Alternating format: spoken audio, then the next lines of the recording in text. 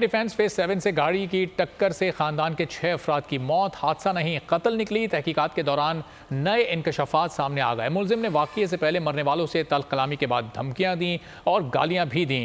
مقدمے میں دفعہ 302 لگا دی گئی، جبکہ انچارج سب انسپیکٹر مرتضیٰ اور تفتیش افسر عمر دونوں کو ہٹا دیا گیا۔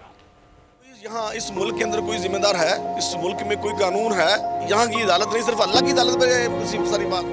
لاہور کے ڈیفنس فیز 7 میں گاڑی کے ٹکرانے سے 6 افراد کی موت، تفتیش میں خونی حادثہ جان بوجھ کر گاڑی ٹکرانے کا نتیجہ نکلا۔ ذرائع پنجاب حکومت کے مطابق کم عمر ڈرائیور افنان کی حادثے سے قبل جاں بحق افراد کے ساتھ جھڑپ ہوئی۔ افنان وائی بلاک سے گاڑی میں بیٹھی خواتین کا کافی دیر تک پیچھا کرتا رہا۔ ڈرائیور حسنین نے کئی بار گاڑی کی سپیڈ تیز کی کہ افنان پیچھا چھوڑ دے۔ ملزم افنان نے گاڑی کا پیچھا نہیں چھوڑا اور مسلسل خواتین کو ہراساں کرتا رہا۔ میک ڈونلڈ چوک پر گھوم کر افنان نے 160 کی سپیڈ سے گاڑی خواتین والی گاڑی سے ٹکرا دی۔ مقدمے میں دفعہ 302 لگا دی گئی ہے، جبکہ انچارج سب انسپیکٹر مرتضیٰ، تفتیشی افسر عمر دونوں کو ہٹا دیا گیا اور تفتیش ڈی ایس پی کہنا کو دے دی گئی۔ D I G investigation Imran Kishwar نے ناقص تفتیش پر انچارج کو کلوز کر دیا۔